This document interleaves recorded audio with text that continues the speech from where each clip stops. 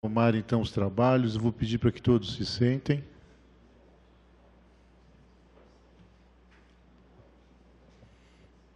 Eu tive a confirmação agora há pouco de que o primeiro tema ele realmente ficou prejudicado.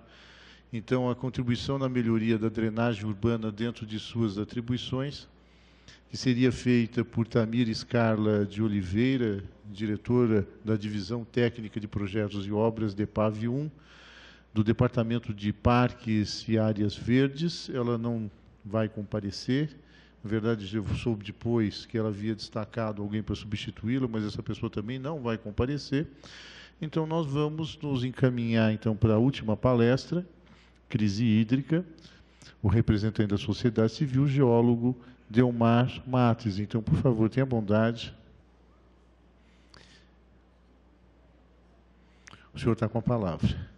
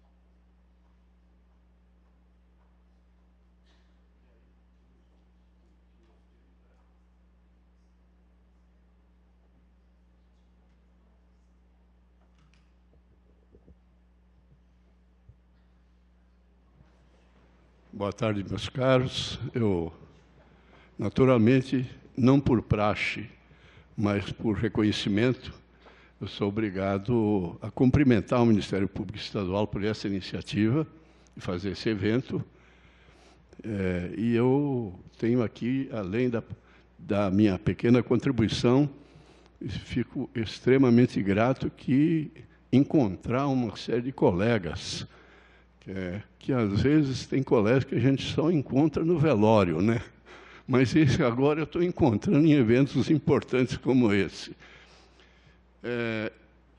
O último sempre tem uma responsabilidade um pouco diferente, porque não pode repetir o que já foi dito, né? E às vezes eu tenho uma enorme dificuldade de gravar, registrar tudo de interessante que já foi dito. E você me perdoem se eu certamente devo esquecer muita coisa importante que foi dita. Eu estou mudando minha palestra em função do que já foi dito e vou fazer um enxugamento, um resumo. E ela vai versar basicamente sobre a política atual de saneamento básico do governo do Estado. Em segundo lugar, a questão da qualidade da água. E, por último, eu elenquei um conjunto de propostas, 14 propostas, que eu considero imediatas a serem implantadas para enfrentar essa situação. Vamos lá. Aqui? Ah, tá legal. Bom, em primeiro lugar, é preciso fazer um reconhecimento geral. A crise de água, crise hídrica, que nós temos na bacia do Alto Tietê, na Grande São Paulo, é uma crise de escassez, ela também é de abundância e também da perda de qualidade da água. Na verdade, escassez e abundância são dois aspectos contraditórios, né? E, na verdade, é nessa contradição que estão os problemas que vêm se agravando. A perda de qualidade, eu diria, porque ele, na verdade, constitui uma unidade, um novo patamar, escassez e abundância. E a qualidade é uma decorrência da própria escassez e abundância. Vamos ver. Outro lado. Opa! Bom, tem algumas fotos aqui imagens que eu quero apresentar rapidamente, que eu acho que vocês já conhecem de cor, mas eu preciso dar um quadrozinho de referência. Estão vendo aqui, ó, o lixo, esse aqui é no Tietê, no Guarapiranga, no Tietê. Aqui continua. Olha aqui, ó, isso aqui também é uma imagem conhecida, tá certo? A jusante do Tietê, que afeta aquele município que está lá localizado. Aqui nós temos uma figura também da escassez, que também eu acho que é muito conhecida de vocês. E, por outro lado, nós temos outra figurazinha aqui da abundância, também reconhecida por vocês. Então, vamos primeiro começar com a questão da crise hídrica, algumas considerações. O governo do Estado alegou que a crise era causada por fatores climáticos. Havia uma situação climática excepcional. Na verdade, esse argumento não é real. Por quê? Pela razão... Opa, está certo? A razão que já havia uma defasagem entre a disponibilidade de água e a oferta de água. Então, a crise já estava nesse aspecto. Em segundo lugar, períodos de estiagem prolongada já vinham ocorrendo anteriormente. Então, havia fortes argumentos para se pensar em como enfrentar essa realidade. E o governo adotou um programa emergencial que envolveu transferência de reservatórios, envolveu os bônus. É um detalhe interessante que esses bônus e esses incentivos deixaram de existir. Não, você pode olhar na cidade, pouco estão sendo usados e aplicados, porque certamente eles não consideram eles tão importantes. Mas a transferência de reservatórios, ela foi feita e ela nos traz um problema gravíssimo. Vamos ver essa figura um pouco. Vocês estão vendo aqui a Billings, e foi feita uma transferência para o Guarapiranga. Já existia, antes desse evento de desabastecimento, o que eles fizeram é propiciar um aumento do bombeamento. Muito bem. Mas outras obras desse tipo foram feitas, como, por exemplo, a transferência da Billings para o sistema Alto Tietê.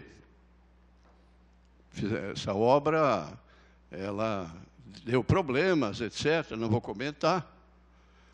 E também houve uma transferência de uma obra de maior porte do Rio Paraíba para a bacia envolvido na crise, que é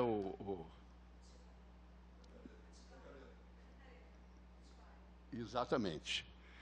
Desculpe, a idade às vezes atrapalha o pensamento. Pois é, o problema é o seguinte, que essas obras tinham um caráter emergencial e se transformaram em permanentes. Aí nós temos um outro problema com relação à qualidade dessas águas. Eu acho que a colega já falou, outros já citaram. Porque nós sabemos a qualidade da água da Billings, que tem todo um histórico de bombeamento que veio do Rio Tietê na década de 70, tanto que existe um lodo depositado no corpo central, que se for removido ou circunstância que possa alterar, o impacto será maior. Mas houve um bombeamento da Billings para o Guarapiranga. Então, nós tivemos uma coisa que, no linguajar popular, diz o seguinte: houve um nivelamento por baixo e não por cima, né? Nós ainda não avaliamos os riscos de problemas na saúde pública que nós vamos ter. Por quê? Pelo seguinte, a Billings, ela recebe também os esgotos, embora o dispositivo constitucional, que eu vou comentar mais adiante, da Constituição Estadual, definiu que seria necessário sustar esse bombeamento, entende?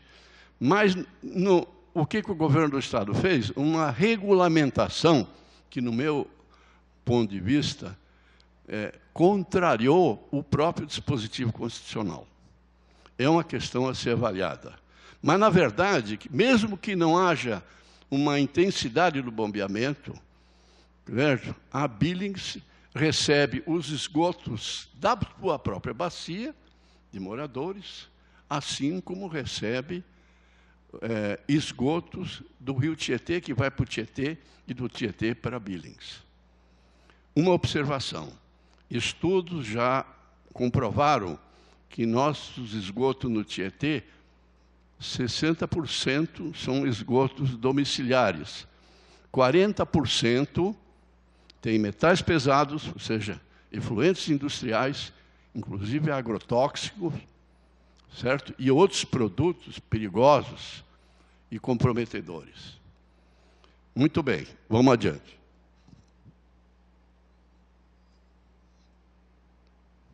Eita, diacho. A outra obra que eu comentei, que é o bombeamento da bacia do Paraíba do Sul para Atibainha, que é no Cantareira. Também, de certo modo, envolve questões de qualidade da água, porque o Paraíba do Sul, vocês sabem, o Paraíba do Sul, ele tem problemas de qualidade da água. Então, eu estou introduzindo dentro daquela orientação de nivelar por baixo. Aqui eu tenho uma seção, porque essas obras tiveram custos, no ano de um ano e pouco da crise, a revista Veja anunciou que os custos já estavam em 1 bilhão. Curiosamente, um ano depois, a Sabesp teve um lucro fabuloso de 2,9 bilhões. Não entendi nos meus cálculos isso. Entende? Mas aqui vocês têm uma seção da ligação da Bacia do Paraíba para o Cantareira. Vejam que ela exige um esquema de bombeamento, dutos, e tem uma extensão bastante considerável. Também foram feitas obras que foram denominadas de captação no chamado volume morto, ou seja, abaixo do nível normal do reservatório. Que, em tese, embora estudos parecem que indicaram ao contrário, que comprometem a qualidade da água, porque quanto mais próximo do lodo, vamos dizer, do reservatório, e quanto menor é o volume de água, menor é a capacidade de diluição dessa água. E vejam bem que são obras custosas, não são obras pequenas. Olha, dá uma olhadinha aqui. E o governo do Estado também iniciou obras de captação de novos reservatórios, que foram 4. O chamado Sistema Produtor São Lourenço, que fica a uma distância considerável na bacia do... Perdão, depois eu me lembro. Exatamente. E está aqui todo um esquema, que ela foi inaugurada agora, recentemente, foi feita mediante a parceria público-privada e teve um custo também significativo. Ainda estão nos planos a captação no córrego Itapanhaú, na vertente atlântica. Esta obra gerou protestos dos moradores, dos ambientalistas, porque elas envolvem sérios impactos que não se estendem só na abrangência dessa subbacia, como também na restinga e nos manguezais que precisam se alimentar dessa água, sob o risco que você tem consequências outras no meio ambiente. Também está sendo prevista a construção da barragem de Pedreira. Essa barragem fica aí em Campinas. Aqui está o desenhozinho do projeto dela. Outra obra que está também ainda em andamento, eu não sei dizer que estágio está, é a barragem das Duas Pontes. Bom, vamos primeiro tirar algumas conclusões dessas primeiras constatações. Primeiro, fica mais ou menos evidenciado uma falta de planejamento, porque já estava prevista uma crise e foram feitas obras num clima de desespero. Isso fez com que aumentasse os conflitos com as comunidades e os municípios onde foram executadas essas obras. E tem mais. É característica que essas obras tenham que ser feitas no sistema de emergência. Normalmente também não passa por estudos ambientais. Eu não tenho dados se todas elas houve essa situação. Eu tive notícias que isso ocorreu. Certo? Os custos, portanto, são mais elevados, porque não é fruto de um planejamento e de uma discussão mais, vamos dizer, concentrada, envolvendo toda a sociedade. E nós vimos também que as obras, todas comentárias, estão relacionadas com a perda de qualidade da água. Agora, vamos partir para a política de abastecimento de água. Como ela é aplicada, quais são os seus critérios e quais são os seus problemas. Em primeiro lugar, queria registrar que essa estratégia, vamos chamar assim, de você buscar cada vez mais água em distância em outras bacias, ela é meio desastrosa. Ela é meio desastrosa, porque nessas outras subbacias que estão sendo demandadas, também enfrentam problemas ambientais. E as comunidades também não querem que a sua água vá para São Paulo, né? Mas a verdade é, na questão do abastecimento de água, a estratégia que foi aplicada, não só nesse evento de desabastecimento de 2014 e 2015, é uma estratégia de buscar cada vez mais a água em distâncias maiores, em outras bacias, e não tratar, não recuperar as águas que estão dentro da bacia do Alto Tietê, começando pelos próprios mananciais.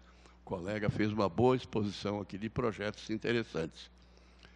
Então, ou seja, a estratégia não é recuperar, preservar os recursos internos, deixá-los, vamos chamar assim, deteriorados, degradados, e buscar água cada vez mais a distâncias maiores. Mas isso não é sustentável, porque nós não podemos adotar essa estratégia, porque não vai ter tantos mananciais disponíveis, exceto se nós começamos a buscar água lá na Amazônia, ou quem sabe no Paraná, ou em outros estados, porque aqui em São Paulo já temos problema dessa ordem. O segundo aspecto é a questão das perdas de água na rede. Segundo dados da própria agência, Arcesp, eles estão em torno de 32%. Essa quantidade de água segundo outros estudos, daria para abastecer quase o Rio de Janeiro. Então, como é que é esse negócio? Nós não recuperamos internamente, vamos buscar lá longe, com custo elevado, com problemas, mas não tratamos a nossa perda, que a perda é na rede. Mas a perda da rede tem outros problemas, porque no momento que eu diminuo a pressão interna, eu favoreço a infiltração de poluentes dentro dos canos, e eu posso ter problemas sérios com relação à saúde pública. Outro fator, ainda associado ao abastecimento de água, é a elevada clandestinidade da exploração das águas subterrâneas. Na verdade, não temos um efetivo controle, e muito menos uma política de incorporar as águas subterrâneas na gestão metropolitana. Se não fizermos essa fiscalização, esse controle, nós sabemos que muitos poços, tem aqui 2 colegas geólogos, não tendo o devido cuidado de proteção, nós estamos poluindo os próprios poços e o manancial. Além de que já há sintomas de você ter extração acima da capacidade de recarga do local. E, por último, a questão chave essencial, existe uma política que se chama de mercantilização da água. É uma política que visa, é uma forma de privatização da água, porque a empresa que opera, a Sabesp, ela tem ações na Bolsa de Nova York, tem ações na Bolsa local. Então, ela vamos dizer, procura aumentar o volume, aumentar a sua lucratividade. Isso entra em contradição de você ter a água como um produto essencial, vital, para o consumo e uso da população e da sociedade, tá certo? Que não pode se submeter a uma questão de lucratividade como outros bens e custos que existem na sociedade. Então, essa lógica, vamos chamar assim, ela, de certo modo, determina todas as demais políticas que nós temos em relacionado ao abastecimento. Vamos abordar agora a questão do esgotamento sanitário. Bom, não vou entrar em detalhes, né? Basta chegar lá no Rio Tietê, basta ir na Billings e outros para saber como é que estão as coisas. Não vou perder tempo nisso, certo? Nós temos baixíssimos índices de coleta e tratamento. Mas é interessante que esses esgotos, de certo modo, são cobrados na conta de água, talvez não todas as contas, mas não efetivamente tratado. Que é uma coisa que até foge, vamos dizer, a preocupação da questão ambiental. Nós estamos entrando no campo da defesa do consumidor, certo? Uma empresa presta serviço, consequentemente, ela precisa, ou melhor dito, ela ganha pelo serviço, ela tem que prestar o serviço. Mas isso vem se arrolando há tempo. Aí eu queria fazer uma pequena lembrança do chamado Projeto Tietê. Um parêntese. Quando eu era secretário de Vias Públicas na administração Luiz Erundina, ela me pediu para ir representá-la no ato de lançamento do programa. Não sei se o colega Palermo estava. Aí eu, conversando com o governador Fleury, ele disse: pô, governador, nós vamos pescar no Rio Tietê e vamos beber a água do Tietê. Pô, eu já vou preparar meu anzol lá em casa e meu calção, porque eu vou tomar banho aqui. Ele gozou. Olha, isso foi... Já se passaram 26 anos. 26 anos, esse programa gastou 3,7 bilhões de dólares. E o programa não avançou nas metas como queremos. Então, nós temos aí um quadro gravíssimo para a saúde pública e temos uma situação gravíssima com relação ao meio ambiente, pela precariedade no tratamento dos nossos esgotos. Também faz parte, vamos dizer, da crise, a questão da política de resíduos sólidos e limpeza urbana. Limpeza urbana não é satisfatória na Grande São Paulo, nós sabemos. Vamos andar para ir pela cidade e você vê como é que está a situação. Nós estamos na cidade mais rica, no município mais rico do país, na região de maior desenvolvimento econômico, certo? E, às vezes, são utilizados os parâmetros de São Paulo com outras regiões pobríssimas, até do Nordeste, para dizer, olha, nós estamos bem. Mas espera um pouco, nós estamos na maior economia do país. Então, vamos considerar esse fator. Mas, na verdade, há uma diretriz essencial e fundamental que não é aplicada. Em vez de varrer, em vez de limpar, nós temos que ter uma política de educação ambiental para não sujar. Em vez de gastar muito para limpar. Primeira, não vamos sujar. A segunda é o seguinte, não produzir resíduos, ou melhor, diminuir significativamente a produção de resíduos.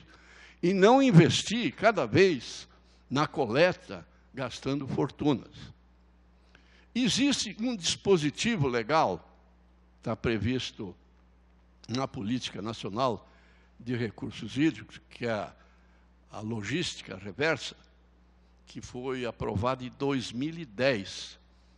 Até agora não foi efetivamente implantada. Há iniciativas de algumas empresas, mas no conjunto. E é muito importante, porque a reciclagem de materiais, inclusive perigosos, industriais, é profundamente necessário. E também nós precisamos avançar na linha da reciclagem, na compostagem, que foi abandonada, porque a compostagem trabalha com o chamado lixo orgânico. E na reciclagem, esse lixo pode ter um grande benefício para toda a sociedade. Então, essa lei, logística reversa, foi aprovada e não implantada. 2010, são 8 anos. 8 anos para ser implantada. E não vai ser implantada se não houver uma iniciativa do poder público de chamar todos os agentes, entidades envolvidas para a sua viabilização. Ou seja, os órgãos públicos, inclusive a sociedade e, inclusive, e especialmente, o setor empresarial, que tem que se envolver nessa demanda. A questão da drenagem. Eu vou me estender um pouquinho nessa questão, que é o tema principal que foi proposto. Em primeiro lugar, eu mostrei algumas fotos, e vocês sabem, enchente de São Paulo vem desde já no século XX. Se gastou fortunas, bilhões. Tinha uma época, eu não sei como é que avaliar atualmente, mas com certeza, quanto mais se gastava, pior ficava. Tem alguma coisa errada, minha gente. Não precisa ser técnico, especialista, isso é inconcebível. E tem mais, quero comentar uma coisa que um pouco a colega comentou. Precisamos conviver com as enchentes? Ponto de interrogação, vou responder em seguida. Mas, na verdade, o que está por trás disso tudo, que houve durante décadas uma política de concentrar as intervenções na calha do rio. Fazer obras de canalização, de retificação. Isso foi décadas. E essas obras, o que fazia? Foi comentado. Quando você canalizava um trecho e transferia as enchentes para o rio a jusante. Por incrível que pareça, isso parece uma coisa tão elementar, e passou pelo setor de engenharia e não percebia isso. Então, eu, particularmente na administração de Luiz Erondina, que eu era secretário, nós percebemos isso e tomamos iniciativa de contrato, inclusive um projeto, e o estudo que foi feito na bacia era lá no Pacaembu, porque lá tinha algumas condições especiais que precisavam ser avaliadas, que lá seria oportuno fazer um reservatório. Infelizmente, a obra não foi concluída, nós licitamos, ela foi concluída na administração seguinte. Mas, em seguida, esse modelo de piscinões virou uma commodity, continuando a intervenção na Calha do Rio. Me parece que agora estão previstos 125 piscinões. Veja o seguinte, evidentemente que em bacias intensamente e extremamente urbanizadas, trata-se de uma solução. Mas não podemos adotar essa solução para qualquer situação. Precisamos avaliar as condições da bacia, os fatores. O piscinão tem algumas desvantagens. Primeiro, ele utiliza as últimas áreas verdes que existem na cidade, que a população não vai poder usufruir. Segundo, como os esgotos que nós vimos não são tratados, esses piscinões acumulam sedimentos com esgoto que dão um mau cheiro. Tanto que, no Rio Verde, me chamaram. A população lá não quer de jeito nenhum piscinão, porque fica aquele mau cheiro fedorento lá, permanente. Terceiro, não é uma solução, porque se você tiver uma situação de chuvas frequentes, permanentes, não há tempo para você fazer o serviço de retirada de sedimentos que ficam retidos. E também tem que considerar que limpeza de piscinões custam caro, não são baratos, e precisa ter lugar para a sua disposição. Então, você vê que não pode estar proliferando piscinões para toda a bacia do Alto Tietê. Aí vem uma proposta um pouco na linha da colega que eu vou abordar em seguida. Bom, o que queria, antes disso, houve aqui uma apresentação do Plano Diretor de Macrodrenagem do Alto Tietê, o PDMAT, na última versão, a terceira. Por incrível que pareça, esse plano mantém essas orientações de piscinões e mesmo de canalizações, uma coisa que eu até achava que já estava superada pelos fatos, mas mantém, se vocês forem ver, e por isso é uma das propostas que eu estou apresentando para a sua revisão. Mas,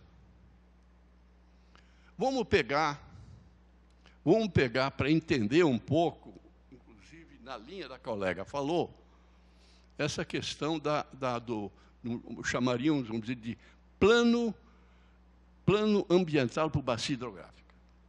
E esse plano precisa ser aplicado de montante para jusante. Por quê? Porque se eu trato a jusante e não trato a bacia montante, ela vai receber os dejetos, os impactos da montanha. Elementar, começando pelo esgoto. Pois bem, nós estamos vendo aqui que aqui está o curso d'água. Se eu vou canalizar este curso d'água, e eu não mexo nas condições urbanísticas no entorno da bacia, eu não estou resolvendo, estou empurrando o problema. E com custo elevadíssimo. Então, em primeiro lugar, é preciso pegar essa subbacia e fazer uma avaliação criteriosa. Primeiro, como é que estão as áreas permeáveis? Qual os fatores que contribuem para o agravamento da enchente nela? Já foi em parte canalizada, ela não tem mais área permeável, certo? Já foram canalizados, não existe, ou tem pouca, ou tem muita florestas naturais, certo? Então é um conjunto de avaliações, e a última alternativa, eu vou fazer intervenção na Calha do Rio, eu não estou eliminando, mas eu não posso colocar na frente, como aí está no PDMAT, todo mundo já, então toca piscinão. Então, não precisamos trabalhar. Então, algumas questões eu queria, para esse plano, eu queria chamar a atenção. Primeiro, é um plano de recuperação ambiental, social, integrado, por subbacia de montante para jusante. Segundo,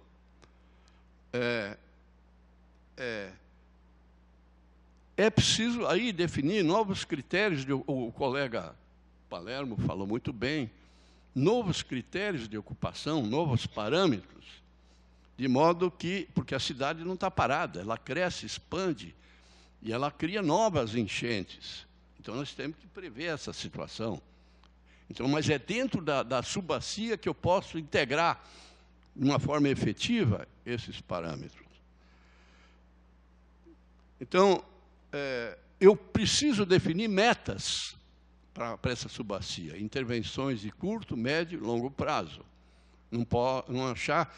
O programa Córrego Limpo, que está mais concentrado no esgoto, que tem suas vantagens, mas ele é um programa setorizado. Ele está na questão do esgoto, mas numa subbacia não é só esgoto. É outro problema. Tem questão de habitação, tem favelas, tá certo?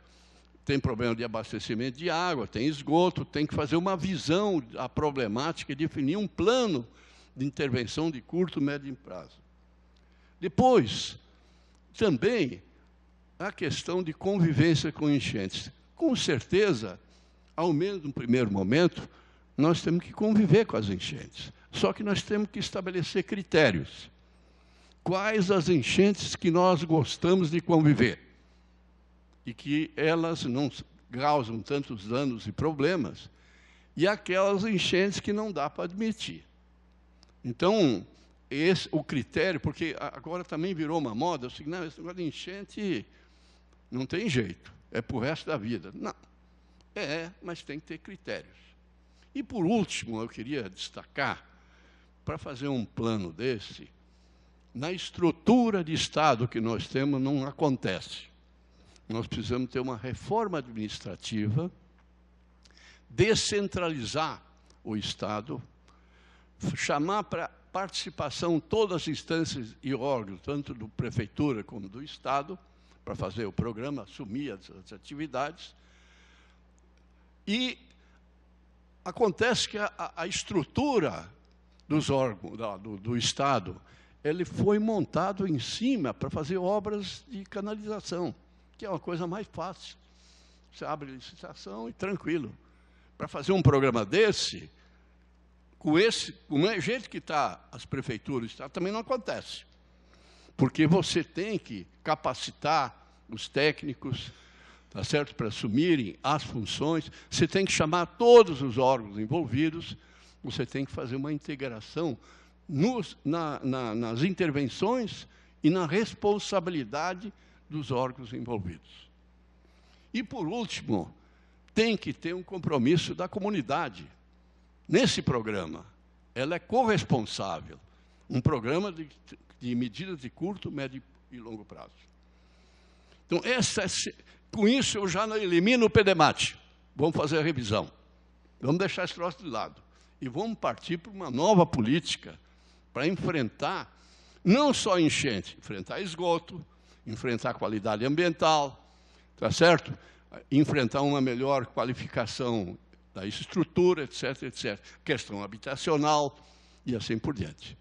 Então, isso exige uma radical mudança da política que foi aplicada até agora, que está mais do que provado que foi um desastre.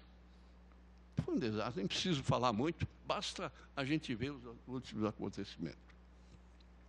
Muito bem, então vamos adiante. Eu falei...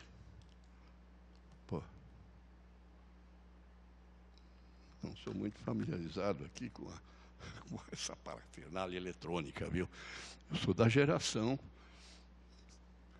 Deu aqui um baque. Agora vai dar, eu acho. Vamos ver.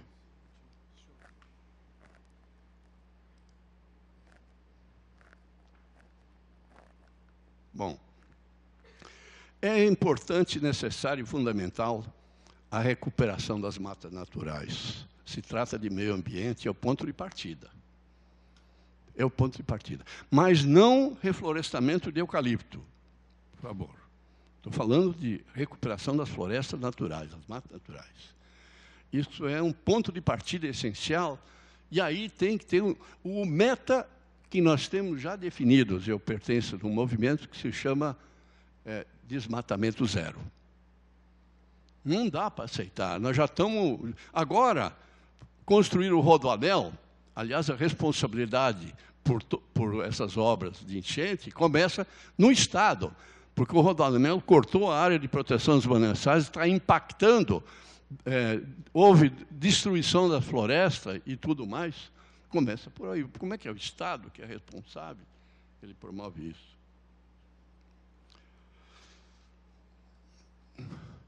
Bom, agora vamos partir para a qualidade da água.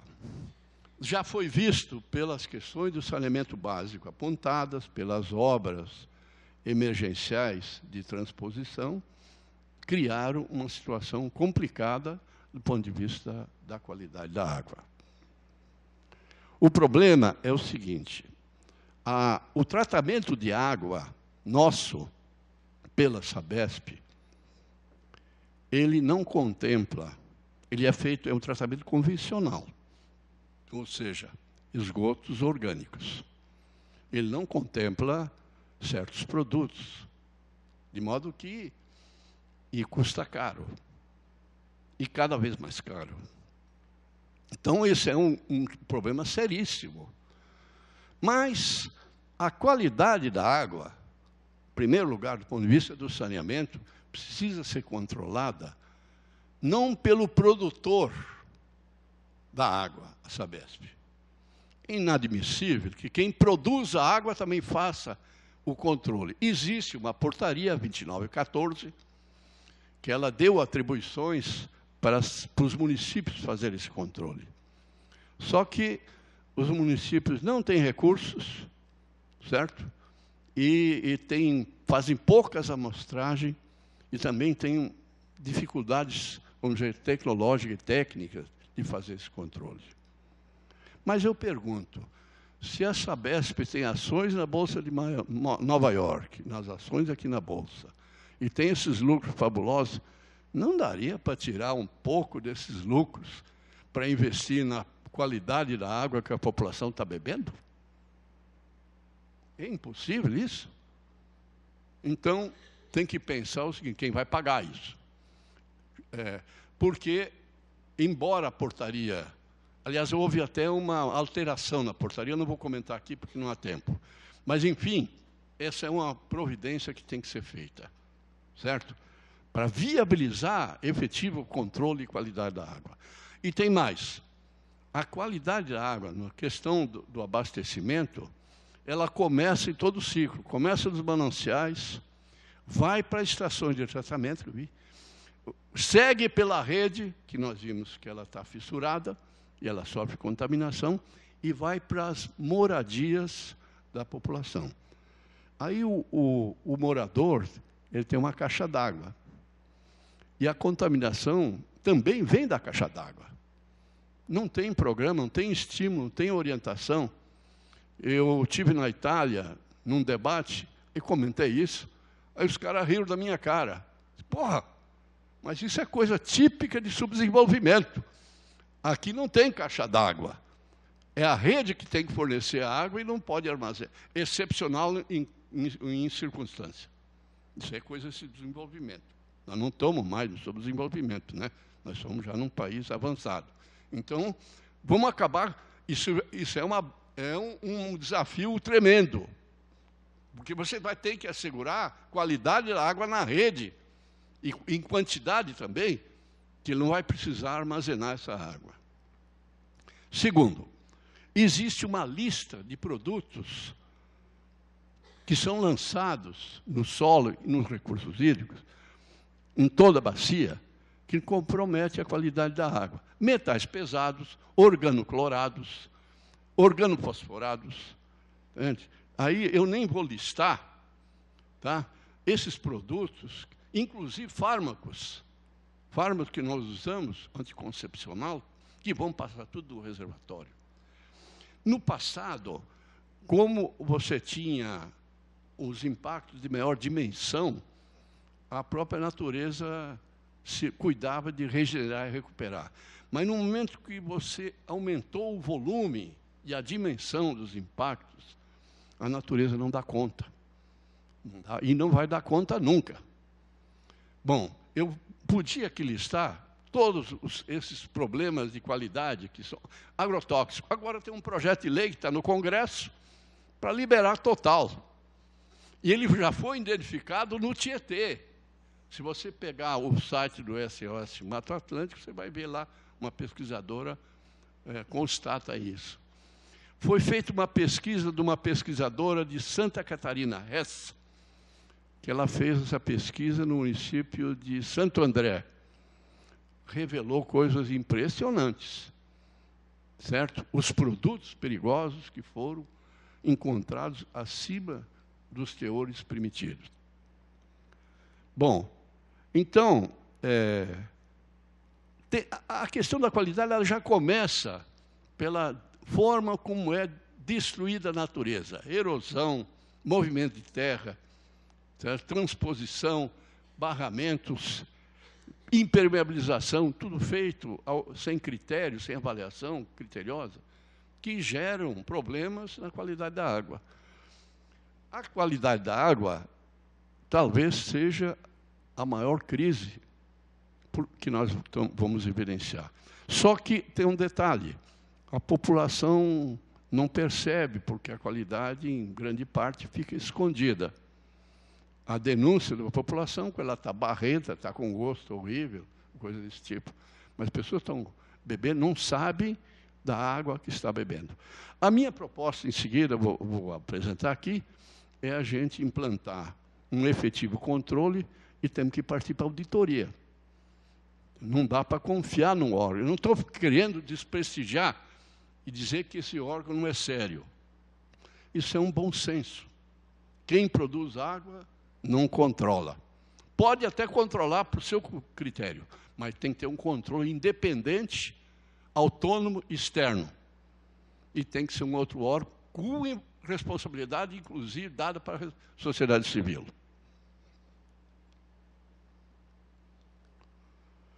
Bom, eu tinha falado que a crise ambiental e social eu não ia abordar, que é um tema que realmente eu acho oportuno, mas eu não tenho tempo, que já abusei demais, e vou ler as propostas que eu estou aqui levando. Primeiro, assegurar de imediato o fornecimento de água da rede pública para todos os bairros e áreas desabastecidas. Para compensar o ônus, as enormes dificuldades e problemas dessas comunidades, não cobrar o fornecimento de água e esgotos por um certo período. Eu tive no Pantanal, fui pessoalmente ver, a população não tem água. Eles usam um sistema de bombas, também não tem esgoto. É uma situação desumana. Eu fico vendo aquilo, mas não é possível. Nós estamos na cidade mais rica, que é uma questão, a água não é um avião a jato que ele comprou, que foi para Miami. É essencial, fundamental para a sobrevivência, para a existência.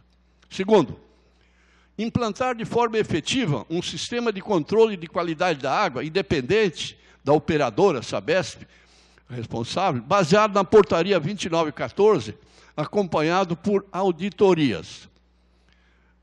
Aqui tem os comentários, tá certo? Para estabelecer as condições técnicas para isso. Terceiro, avançar no programa de recuperação dos mananciais, mediante inclusão de medidas de controle das causas da expansão urbana, atividades econômicas e políticas e de justiça social. Aqui está subentendido ambiental, lógico. Quarto, estabelecer metas de curto, médio prazo para a redução das perdas de água na rede de distribuição. Tem que ter metas. Se não estão cobrando e não estão executando, até quando? Vai ser sempre? Porque a lucratividade da empresa não estimula a investir nisso aí que não dá lucro. 5. Definir metas para alcançar o desmatamento zero na região metropolitana de São Paulo, mediante integração e conexão com as florestas naturais, acompanhadas pela restauração dos sistemas aquáticos. Não é só as florestas, também o sistema aquático.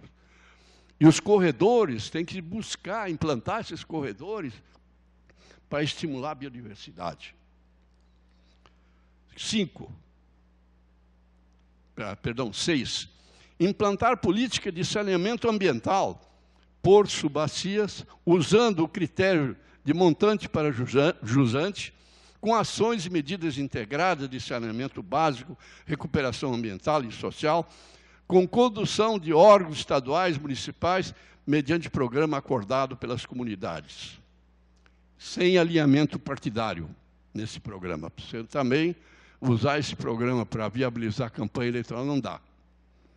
7º, revisão do PDMAT, mudando radicalmente as orientações e conceitos utilizados, adotando os conceitos da política de saneamento ambiental proposto no item anterior.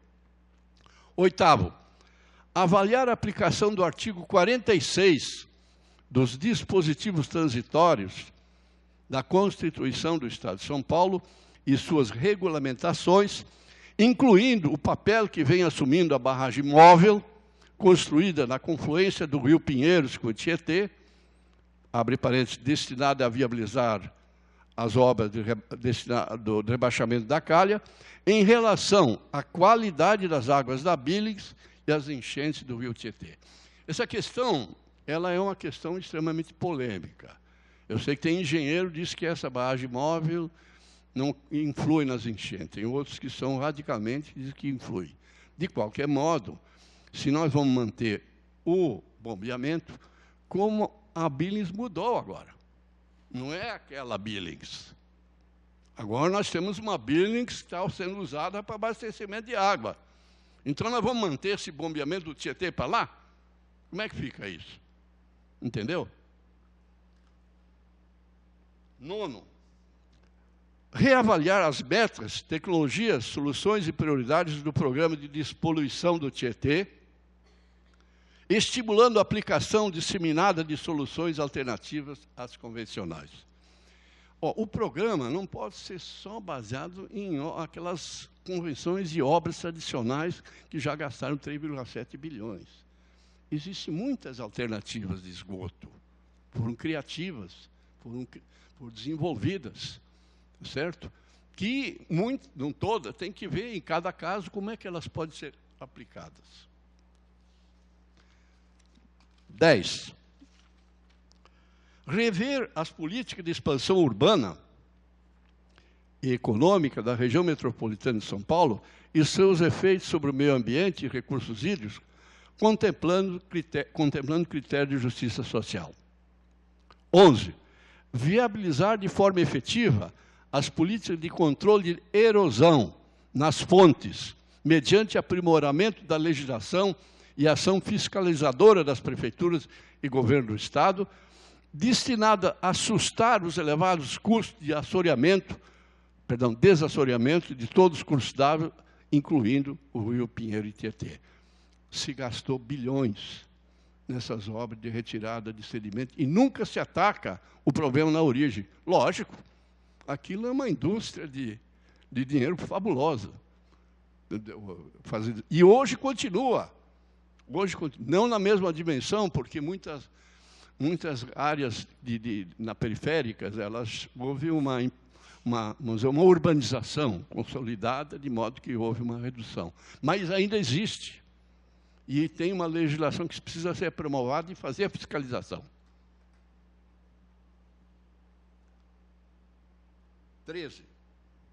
12. Viabilizar a aplicação da Política Nacional de Resíduos Sólidos, adotando a orientação de evitar a geração de lixo, não sujar os espaços urbanos, limpeza pública, controle da poluição difusa, implantação da logística reversa e prioridade de recursos, incluindo para a coleta e destino final. 13. Avaliar as políticas de outorga e uso da água, tanto do ponto de vista quantitativo como qualitativo, considerando os riscos de escassez previstos. É o seguinte, houve agora uma alteração na outorga, que o DAE anunciou. Eu, infelizmente, não tive ainda condições de avaliar. Mas ela precisa ser avaliada melhor, porque é um ponto de partida essa questão da outorga. É ali que a coisa começa errado, o certo. 14. Por último, sugestão indica. Aí tem uma sugestão, me permite, doutor. Eu gostei tanto desse seminário que eu estou sugerindo, tomando a liberdade, que seja dada uma continuidade nesses debates em cima dos temas que foram aqui elencados e levantados. Desculpe a minha demora. Obrigado.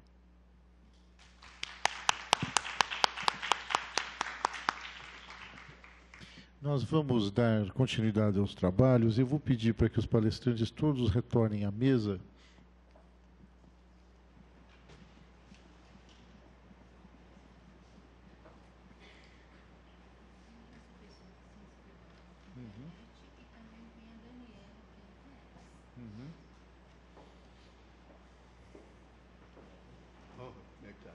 Obrigado.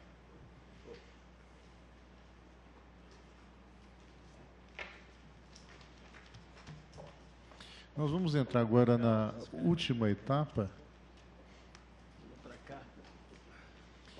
em que nós vamos ter as manifestações, inscrições que foram apresentadas. Na verdade, não são muitas, né? Mas, de qualquer sorte, eu vou pedir para que as pessoas venham até a frente para poder formulá-las. Alguns já apresentaram até por escrito, mas, mesmo assim, eu vou pedir que o façam. Então, primeiro, Paulo Mantei D. Caetano, para que ele venha à frente para poder fazer a sua manifestação. Nós estamos gravando tudo, então, por favor.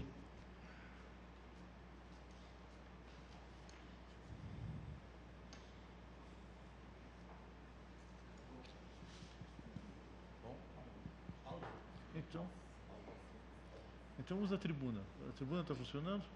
Aqui, ó. Na tribuna. Na tribuna, então, por favor. Bom, boa tarde. Na realidade, eu havia escrito 2 solicitações, mas no intervalo eu já tive a oportunidade de conversar com as pessoas e já foram respondidas, né? Eu só teria mais uma questão ao senhor Delmar Mates. A Sabesp recentemente, quer dizer, não tão recentemente, ela recebeu as concessões que o Grupo Votorantim tinha, parece que o planejamento estratégico dela vai se dar para usar os diferentes reservatórios que o Grupo Votorantim tinha. É claro que a vantagem é que as barragens já estão feitas, né? A desvantagem é a localização e o custo de bombeamento cada vez maior. Então, vão ser usadas primeiro as barragens em cota mais alta e vai se diminuindo as cotas, né? Então, eu gostaria de saber a opinião do senhor em relação a isso.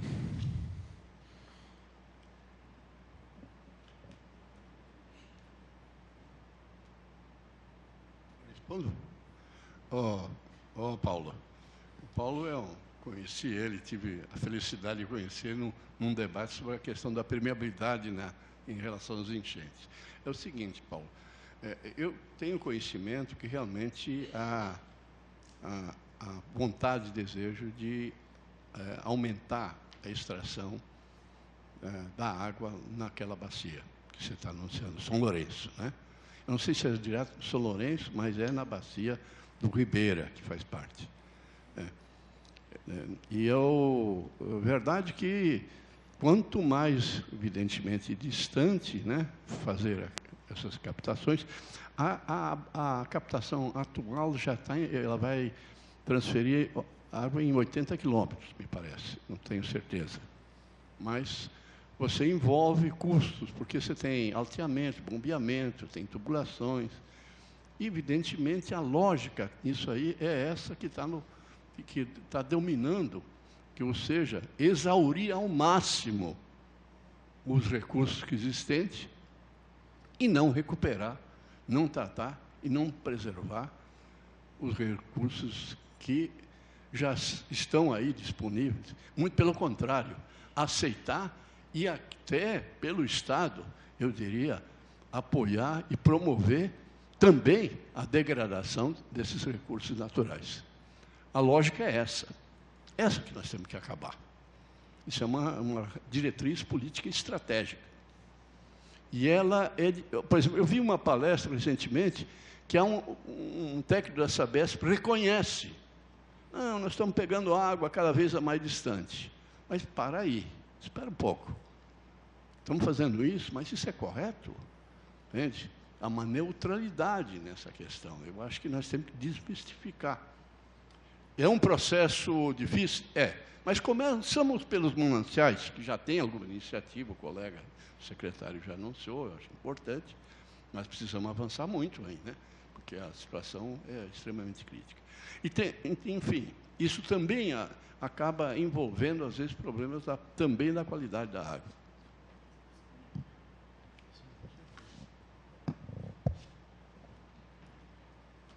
Eu só queria fazer um comentário que tem a ver com a apresentação do professor Delmar e também relacionando um pouco essa questão das enchentes, as grandes obras, trazer água sempre de longe. Mas o que a gente tem visto é que os eventos extremos, sejam eles de inundação, sejam eles de escassez, né, a crise hídrica, o que eles têm promovido é o que a gente vem chamando de uma aceleração do status quo. Né? Então, as medidas que poderiam ser medidas com outros paradigmas, né, de trazer água de perto, ou de, enfim, construir parque linear, fazer reservação a partir de medidas compensatórias para drenagem urbana, todas essas medidas elas vão sendo deixadas para um outro momento, né, porque porque a crise, os eventos extremos, eles acabam acelerando projetos e trazendo algumas obras, intervenções que estão na gaveta, né, que estavam lá esperando a transposição do Paraíba, por exemplo, né, uma obra que estava sendo discutida e que tinha muito conflito envolvendo a transposição do Jaguari para o Atibainha, ela vai ser feita como medida emergencial, eliminando toda a discussão que estava sendo feita antes sobre essa medida. Né? A gente viveu alguns anos aí sem eventos extremos muito proeminentes em termos de inundação, mas a gente sabe como as obras contra inundações elas foram também resolvidas em contextos de eventos extremos que aceleraram esses processos ao invés de discutir esses processos, né? E aí, doutor César, acho que é importante quando você traz assim a gente pensar essas medidas em curto, e mesmo o Delmar também falou isso, né? Medidas de curto, médio e longo prazo. É essencial que a gente pense e planeje essas medidas e que não deixe serem atropeladas por esses eventos que eles vão acontecer de qualquer forma, né? Para isso, talvez seja também interessante dar uma olhada na diretiva de inundações da União Europeia, que trabalha justamente com uma legislação que vai garantindo, para e passo, né, algumas ações, obviamente ali a gente está falando dos entes que estão colocados na União Europeia, mas aqui a gente poderia ter uma coisa parecida com essa, né, que a gente pudesse, a partir do curto, médio e longo prazo, ter um planejamento de ações tanto para eventos de inundação quanto para eventos de escassez hídrica também, que vai ser a nossa nova... a nossa nova normalidade não ter água, porque, como o Delmar falou, é verdade, a gente já tem uma situação de balanço hídrico crítica pela relação da demanda com a quantidade de água que está ofertada. Posso fazer um comentário? Alô? Eu acho que você me lembrou uma questão. Eu tive porque eu estava comentando com os colegas, eu ajudei a organizar o Fórum Alternativo da Água, que foi em Brasília. Foi um fórum alternativo ao fórum das grandes corporações, Coca-Cola, Pepsi-Cola, etc. Né? Tivemos lá 7.000 pessoas, representações das comunidades indígenas, quilombolas, trabalhadores da cidade, do campo, um evento estrondoso. Tivemos 150 a 200 oficinas. Mas, nessa oportunidade, eu recebi a missão, por coincidência, eu estava em Paris, para procurar a Fundação Michel Mitterrand, que é uma fundação, ela era ligada ao Partido Socialista, parece que rompeu. E tive lá várias reuniões, e eles porque na ocasião estava para ocorrer a COP21 em Paris, sabe? E nessa reunião chamou a atenção uma coisa extremamente criativa que eles apresentaram. Eles articularam 30 entidades e órgãos, apresentaram na COP uma proposta, que vocês podem pegá-la no site Fundação Michel Mitterrand, certo? Vocês vão ver isso. E a proposta, ela pega a questão do ciclo hidrológico da água, com a influência do ciclo hidrológico nas mudanças climáticas. Na verdade, é um raciocínio elementar. Você tem um aquecimento pelo exílio do calor, a colega já falou. Antes, você tem com isso uma situação de ventos, deslocamento de indústrias, você tem distribuições diferenciadas de chuvas e tem microclimas localizados que se articulam com uma condição climática mais geral. E aí tem uma série de propostas que você percebe, aquelas propostas, que elas são viáveis, não são coisas complexas, que podem se constituir um excelente programa. Então, lá, descrita, então, tem uma versão em inglês, tem outra formulação em francês, que eu recomendo. Eles têm uma cartilha, resumiram isso também, que eu acho que eu recomendo como um material a ser avaliado, estudada por nós aqui. Eu já tenho feito isso em outros eventos, tenho recomendado. Na Fundação Michel Mitterrand, o falecido presidente, e a mulher dele também já faleceu. Eles têm uma fundação que trabalha com água, exclusivamente. E em torno deles tinham da Alemanha, da Espanha, dos países ali da Europa Oriental. Eles vieram no nosso evento, apresentaram essa proposta. Infelizmente, eu acho que o evento deles teve 4 ou 5 pessoas, foi um desastre. Eles vieram de Paris, todo preparado para fazer palestra, com ilustrações, eu sei o quê. Eu chego lá, 4 ou 5 pessoas. Foi a maior decepção na minha vida. Mas eu recomendo vocês acionarem o site da Fundação. E dando continuidade, eu vou pedir que a analista técnica Daniela venha aqui à tribuna para poder fazer também a manifestação.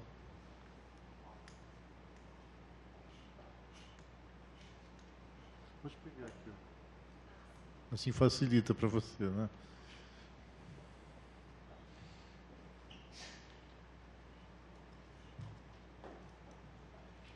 Boa tarde. Alô? Minhas perguntas vão, acho que para o senhor Palermo, né? Falou da cota ambiental, certo? Seria especificamente sobre a questão da redução da permeabilidade em relação ao aumento do índice da cota ambiental. Então, o que eu compartilho é a preocupação, né, da substituição, por exemplo, da área permeável por um muro ajardinado, ou, por exemplo, por mudas provenientes de um corte de vegetação. Então, desculpa. Então, assim, é uma preocupação que eu compartilho, né, como está funcionando essa cota em relação a isso. E eu gostaria de saber se isso está sendo monitorado de alguma forma, né, pela prefeitura. Então, por exemplo, estamos trocando área permeável por piso permeável. Quanto isso representa, né, nos processos que estão sendo aprovados? A gente sabe que o piso permeável ele precisa ser corretamente instalado para que ele realmente funcione. E é difícil fiscalizar isso, né? Imagino, na prefeitura a gente tem um corpo efetivo pequeno e tal. Então, minha pergunta é essa: a prefeitura está monitorando essas trocas? O que estamos trocando por piso permeável, né? O que isso representa? Eu vi um link, por exemplo, que a redução na outorga onerosa a gente consegue conferir no site da prefeitura. Os processos que estão solicitando redução em função de ter uma cota ambiental maior do que a mínima exigida. mas eu não encontrei com relação aos pedidos de redução de permeabilidade, do índice de permeabilidade. E aí, uma outra preocupação que eu compartilho, por exemplo, é quando a gente tem aprovação de projetos no GRAPROAB, que aí, nesse caso, nós temos uma legislação ambiental específica que determina uma permeabilidade mínima de 20%. E aí, como fica, né, numa situação como essa, esses casos? Porque a gente tem uma norma ambiental que fala que tem que ser 20%, e, de repente, você tem uma norma municipal flexibilizando e reduzindo em até 50%, em determinados casos, a taxa de permeabilidade. Então, é isso. Queria saber se está sendo monitorado. Temos um panorama, o que estamos trocando nesses pedidos de redução de permeabilidade. Se temos um link para acompanhar quais são esses pedidos, como eles estão ocorrendo.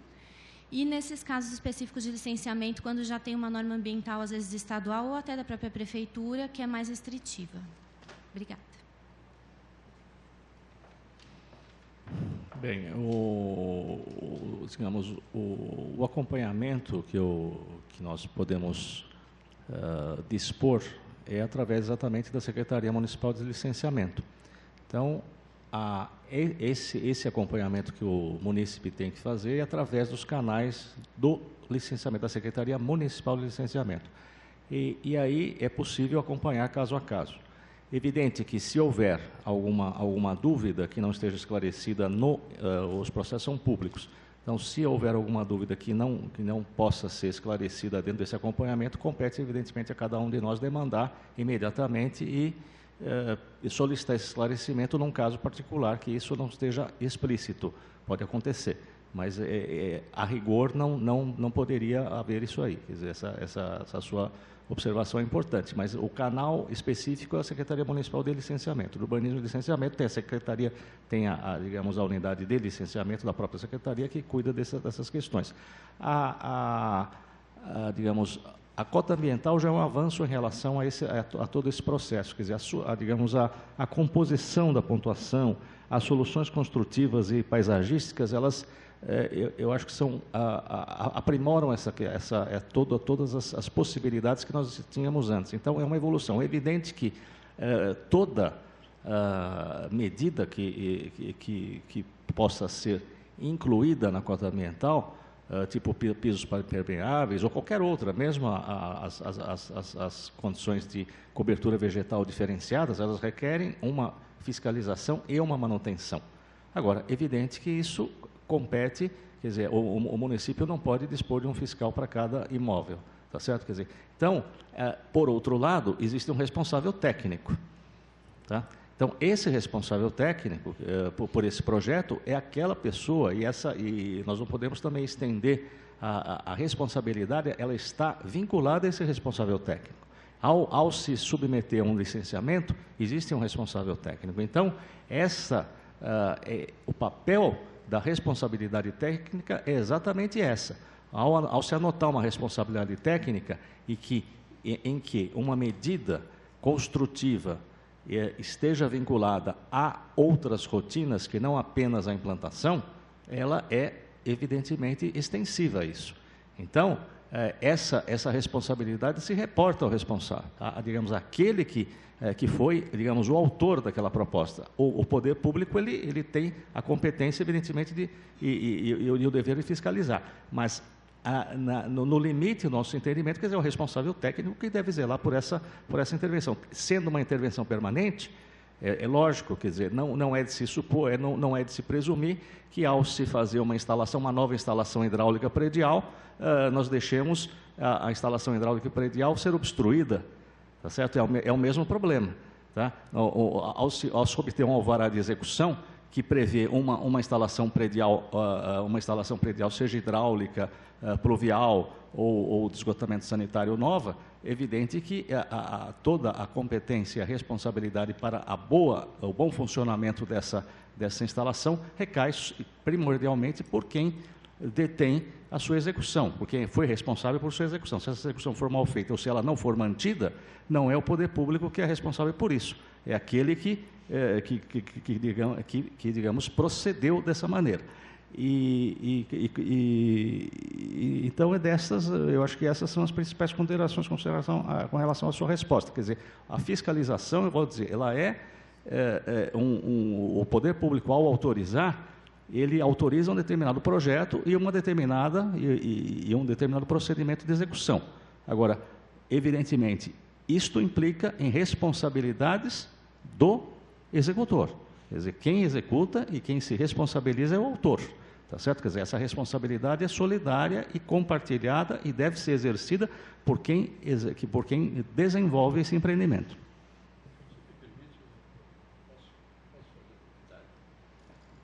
Eu acho, não contrariando a colocação do colega, eu queria só agregar que hoje está se discutindo, dentro daquela linha de você atuar por bacia hidrográfica integrada, onde é que você vê todos os fatores que contribuem e prejudicam, vamos dizer, a qualidade ambiental, etc., etc., tem que ter uma política de permeabilidade. E um dos critérios da política de permeabilidade, ela não pode ter um parâmetro fixo, rígido. Isso significa que, para cada bacia, que tem suas particularidades, as suas características, eu vou ter que ter um critério diferenciado de permeabilidade. Segundo lugar, quem é que paga mais e quem paga menos com a permeabilidade? Tá certo? Isso também, eu sei que isso vai entrar em choque com as questões legais, que é o direito de todo mundo ter o mesmo direito, vamos dizer. Então, um vai pagar mais, outro vai pagar menos, não sei como é que fica isso, do ponto de vista jurídico, não. Mas também isso é uma questão que está sendo discutida. E, por último, tem a política de estímulo. Quem permeabiliza mais, ganha mais. Quem permeabiliza menos, paga mais e ganha menos. Então, ela tem que ter... Você vê que isso exige uma preparação técnica de um corpo técnico da prefeitura que não vai sair com o estado mínimo, minha gente. Ou nós capacitamos esse estado para assumir esse papel, nós vamos para o buraco. E cada vez mais temos que capacitar o estado para cumprir esse desafio enorme, no meu ponto de vista.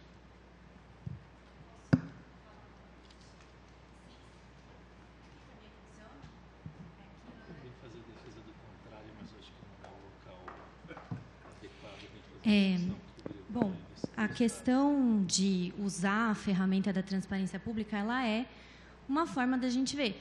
Mas eu penso assim, em termos de política pública, seria interessante ter um acompanhamento pelo poder público. E não individualmente eu ir lá e pedir para ver um processo de uma casa num bairro, que é para a gente poder entender se, de fato, a forma como a cota ambiental foi estabelecida está ajudando a combater o problema de enchente. Então, é uma sugestão minha. Eu acho que tem que ser acompanhado de uma forma mais geral e planejada. E sobre a questão da permeabilidade, tem essa questão de usar árvores, por exemplo, provenientes de termos de compensação ambiental. Então, você tem uma pessoa que fez um dano ambiental sendo... às vezes, privilegiada com uma cota ambiental por aquele plantio de um dano. Então, esses pontos que eu acho que precisam ser melhor discutidos, tecnicamente, e em termos de planejamento, dentro de um espaço que a prefeitura possa abrir, aí, futuramente, numa revisão dessa legislação também.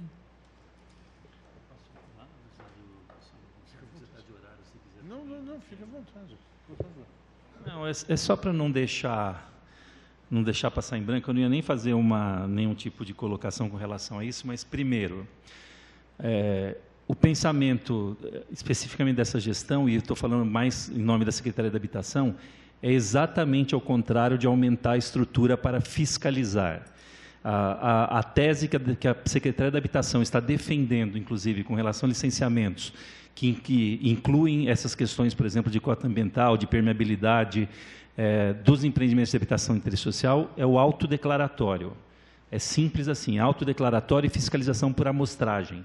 Na hora que você pega, em compensação, uma desconformidade com relação à aplicação da legislação, você pune de maneira exemplar o empreendedor, no caso, eu vou falar empreendedor, que é o promotor do empreendimento, no caso, nesse sentido, porque é impossível, gente. Olha Mananciais, o que a gente fica falando de fiscalizar um edifíciozinho, e a gente acabou de mostrar aqui fotos do Mananciais, tem 2 milhões de famílias que estão construindo da maneira que pode, da maneira que... Então, assim, é uma discussão para mim que não tem o menor sentido falar em aumentar a estrutura ou capacidade do município de fiscalizar. Para mim, é autodeclaratório da parte regular, porque tudo que a gente fala da cidade legal e formal, que é o cara que pega um projetinho, vem na prefeitura e fica... Eu vou dar um número para vocês que é muito interessante para ver a minha revolta com a questão da revolta. Eu estou no poder público e fico revoltado com o poder público. Nós temos aproximadamente 77 mil unidades habitacionais em processo de licenciamento, estou falando de interesse social, do HS1 e HS2.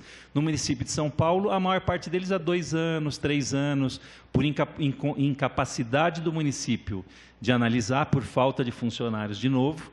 Então, a gente está falando o seguinte, nós temos um problema, nós vamos aumentar o problema, vamos aumentar o investimento em custeio e reduzir a capacidade do município de produzir habitação. Ao invés de produzir habitação e fazer urbanização, eu vou ficar discutindo e não é um desrespeito aos funcionários públicos. Eu sou funcionário público já há um certo tempo, estou trabalhando no Estado, é para tirar as atribuições do funcionário que dificultam a sociedade como um todo, retiram a capacidade da sociedade como um todo de investir no que é importante para ela mesma. É isso que eu acho que é a questão relevante. Então, licenciamento autodeclaratório. Com relação à GRAPROAB, que você falou, que eu acho importante também citar, tem um outro problema da Prefeitura de São Paulo. O município de São Paulo é o único de todos do Estado que não faz, por uma questão de birra de poder, sabe aquele negócio de disputa de poder, uma coisa que resolve o problema do GRAPROAB, que é uma manifestação do município, você pré-aprova o projeto no município, e o município dá uma declaração simples dizendo o seguinte, este projeto está de acordo com a legislação municipal, e o GRAPROAB não se preocupa com isso. Quando o GRAPROAB se mete nisso, ele está se metendo indevidamente em atribuições do município. Eu vou dar um exemplo, que é uma discussão minha com o Lacir, que é o presidente do GRAPROAB, que é pegar um empreendimento. O GRAPROAB solta uma nota técnica questionando o muro de arrimo que está sendo feito naquele empreendimento, que o Estado não tem absolutamente nada a ver com isso. Isso é um problema do responsável técnico. Se o muro tem as condições adequadas para você, se não vai cair o muro. Se cair o muro, é o responsável técnico que tem que responder. E o empreendedor que tem que responder. Não é o município que vai dizer para ele quanto de ferro vai no projeto, se o projeto está adequado, se ali era melhor um talude, se está sendo feitas, se as medidas de drenagem necessárias. Eu estou falando porque nós estamos, repito para vocês, nós estamos falando da cidade formal, que é o cara que tem um responsável técnico, tem um engenheiro, um arquiteto, que deveria ticar simplesmente ali numa lista e dizer assim, eu conheço a legislação com relação à acessibilidade e eu estou cumprindo no meu projeto. Eu conheço a legislação com relação à cota ambiental, estou cumprindo no meu projeto. E ele responde, eu repito para vocês, a tese deveria ser essa. Ele responde caso não estejam sendo cumpridas essa legislação que é aplicável naquele caso.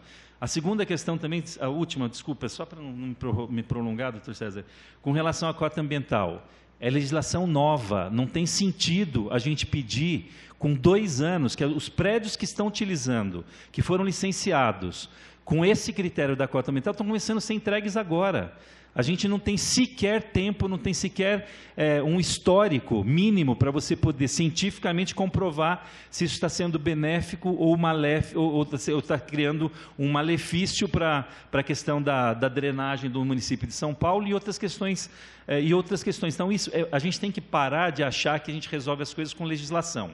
A gente criou um instrumento que eu acho que é muito moderno, eu falo isso para o Fernando Melo sempre, o Plano Diretor do Município de São Paulo é um instrumento muito moderno com relação a políticas e instrumentos urbanísticos, que a gente não teve tempo nenhum para mensurar qual o impacto disso.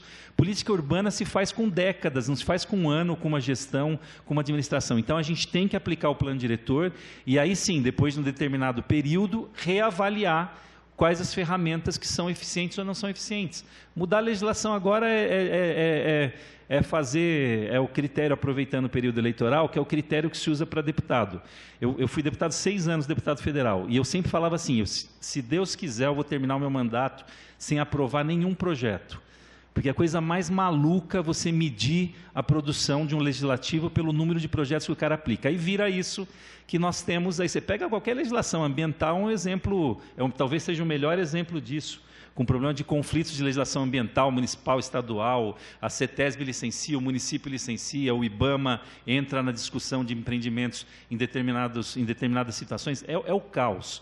A gente tem que ir no sentido contrário, simplificar a legislação, objetivar o que é interessante e o que é importante para o poder público fiscalizar, e aí sim, aplicar essas questões de maneira que você possa tentar salvar alguma coisa, principalmente quando a gente fala de meio ambiente urbano, que é onde a gente tem os maiores problemas, não é só no urbano, mas no urbano, repito, como foram mostradas as fotos ali, onde a gente tem os maiores problemas.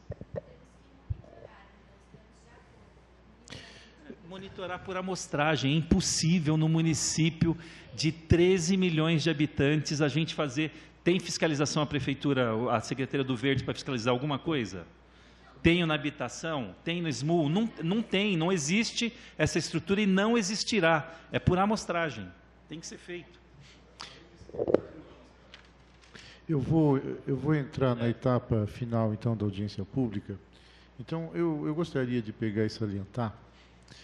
Primeiro, como eu disse, a audiência ela foi, na verdade, marcada a partir do inquérito civil, em função da iniciativa de pegar e se fazer o congelamento da ação. E falei da ação em si, mas então eu vou ler aqui para os senhores qual é o núcleo da ação, que é da obrigação de fazer.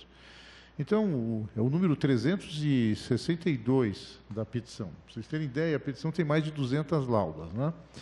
Então, requer a condenação da Fazenda Pública do município de São Paulo, por seu prefeito municipal, a obrigação de fazer, consistente em apresentar plano de intervenções de curto, médio, longo prazo, sendo que o primeiro deverá abranger seus 3 anos de mandato restante, o segundo, a próxima gestão, e o terceiro, os 2 próximos períodos, para que, em prazo de 15 anos, tenha a cidade de São Paulo resolvido de modo definitivo o problema de alagamentos, enchentes e inundações. Como eu disse logo no primeiro dia, eu na verdade, fiquei perplexo com tudo que eu vi aqui, pela impossibilidade, né, de concretização fática do item 362 da petição. Muito bem. Inseparável, 363. Inseparável da obrigação de fazer, consistente do planejamento, está a de reservar dotação orçamentária suficiente para as ações efetivas, com a apresentação de cronograma de planos, programas, projetos e obras a serem executados nestes períodos indicados, sendo obrigatório ao chefe do Poder Executivo Municipal, ao observador avante pelos próximos 15 anos, as leis orçamentárias e o plano plurianual preveja a reserva de recursos em quantidade suficiente para dar cumprimento às obrigações decorrentes da necessidade de suprir a cidade de obras que evitem a ocorrência de inundações, enchentes e alagamentos em decorrência das chuvas. O item 364, para a elaboração desses planos, programas, projetos e obras, deverá ser dada ampla oportunidade, participação popular da população diretamente afetada regionalmente e em toda a cidade, conforme dispõe o artigo 2º, inciso 2º, bem como o artigo 4º, parágrafo 3º do Estatuto da Cidade, Lei 10.257/01. O item 365 requer-se fixação de prazo de 60 dias para apresentação de plano de intervenções de curto prazo, 120 dias para o plano de intervenção de médio prazo e 180 dias para o plano de intervenção de longo prazo, com apresentação detalhada das obras a serem empreendidas, previsão de custo e compromisso de provisionar o valor necessário à sua realização, sob pena de multa diária por omissão no valor de R$10.000, igualmente revertida ao Fundo Especial de Despesa de Reparação de Interesses Difusos Lesados, previsto no artigo 13 da Lei da Ação Civil Pública, Lei 7.347/85, e regulamentado pela Lei Estadual 6536/89, sem prejuízo de eventual responsabilização pessoal do agente que tenha provocado tal prejuízo ao erário por improbidade administrativa nos termos do artigo 11 da Lei Federal 8.429/92. E, finalmente, o item 366, deve também o prefeito municipal ser advertido das limitações referentes à Lei de Responsabilidade Fiscal, assim como das restrições previstas na legislação eleitoral para as obras e licitações em períodos determinados, incumbindo-lhe ao planejar as intervenções de curto, médio e longo prazo e ao prever as verbas necessárias para a implementação dessas obras, prever referidas limitações, de modo a não prejudicar a fluidez de recursos e obras indispensáveis ao resgate da dignidade urbana. Então, esse é o núcleo da obrigação de fazer. E nós temos também a parte indenizatória. Quando eu tomei contato com tudo isso, e até pelo encaminhamento, eu cheguei à conclusão que eu precisava suspender a ação imediatamente. E foi exatamente isso que eu fiz. Justamente para quê? Para que nós pudéssemos imaginar as coisas num plano que pudesse ser factível, um plano que pudesse ser concreto. Veja, o primeiro problema que nós temos de uma geração de 10 anos de atuação da Lei da Ação Civil Pública, ele é exatamente o processo em que você faz a judicialização das políticas públicas. Então, a judicialização das políticas públicas ela é muito complexa. E ela é muito difícil de ser feita dentro de um processo, vamos dizer assim, em que você trata toda a questão, como eu disse, a partir de uma fotografia. Uma fotografia que é feita a partir de uma instrução que durou um delta X e que ela parece ser imutável para tudo aquilo que possa acontecer durante o curso do processo.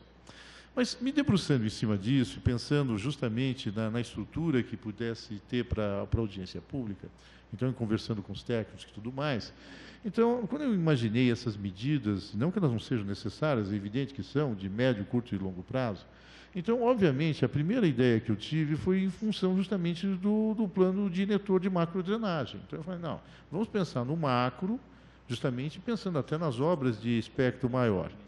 E depois no programa de redução de alagamentos. Então, eu estou pensando já em médio e de curto prazo, inclusive a própria da Defesa Civil também em curto prazo. Mas aí, ao longo do primeiro dia, na verdade, de exposição, uma palavra aparecia o tempo todo, que era a questão da permeabilidade e a questão da urbanização. Então, se dizia o seguinte, foi feito o primeiro plano de macrodrenagem, ele, quando chegou na metade da execução das obras, ele já estava com 25% de déficit daquilo que seria necessário, aí eles conceberam o segundo plano. Então, veja, na verdade, aquele mapa, que ele até diz, não, vocês já devem ter visto, não, o mapa foi mostrado o tempo inteiro. Então, da progressão que nós tivemos da urbanização desde os anos 1910, até chegar na situação atual e mostrando como, num determinado período, nós tivemos uma superaceleração disso.